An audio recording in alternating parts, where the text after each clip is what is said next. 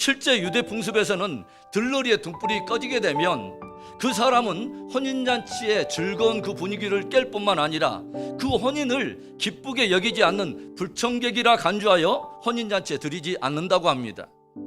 예기치 않는 위기를 맞이하게 된 미련한 다섯 처녀들은 꺼져가는 등불을 보면서 심히 놀라며 당황해하는데 다섯 지혜로운 여인들은 기쁨으로 신랑을 맞으러 나아갑니다.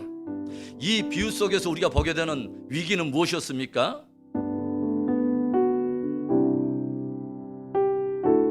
신랑이 더디온 것입니다. 그리고 그 신랑이 더디움이 어떤 누구에겐가는 큰 낭패와 위기가 되었다고 하는 것이죠. 왜죠? 기름이 떨어졌기 때문에 불을 밝힐 수 없는 것입니다. 불을 밝혀서 신랑을 영접할 수 없게 되었고, 그로 인해서 혼인잔치에 청함을 받았지만 결국 혼인잔치에 들어갈 수 없게 된 것입니다.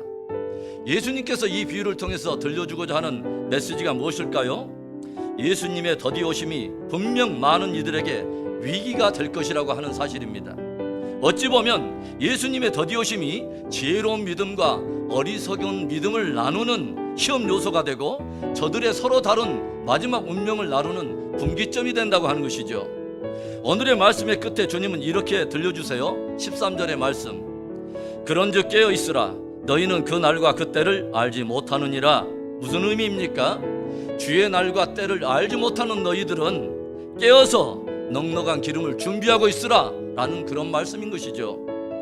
여기에 나오는 등과 기름에 대한 많은 해석이 있습니다. 등은 경건의 모양이요, 기름은 경건의 능력이다 라고 해석하는 분들도 있고, 등은 신앙의 모양이요, 또 기름은 성령의 충만함을 말하는 것으로 해석하는 분이 계세요.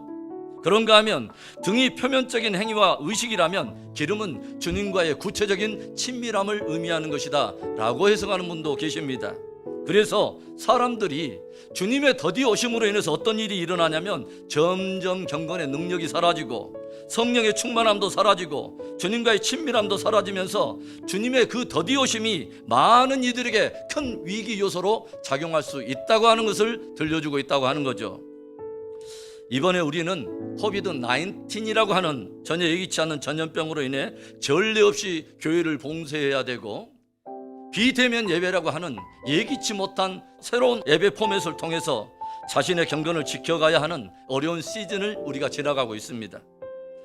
그런데 저는 이번 시즌을 지나가면서 사람들이 확연하게 두 부류의 사람들로 나뉘는 경향을 보게 됩니다. 한 부류는 모든 무장을 해제해버리고 스스로 나태해지고 경건에 대해서 손을 놔버리고 경건의 사각지대로 숨어버리는 사람들이 있다 하는 거죠. 그런데 또 한 부류는 이 시즌을 통해서 오히려 더 느슨해진 스스로의 경건을 연마하고 말씀을 가까이 하면서 주님과의 깊은 친밀함을 회복해가는 사람들이 있더라고 하는 거죠. 코로나의 더딘 시간들이, 그리고 주님의 더디오심이 저와 여러분에게 신앙의 위기가 되지 않기를 바랍니다.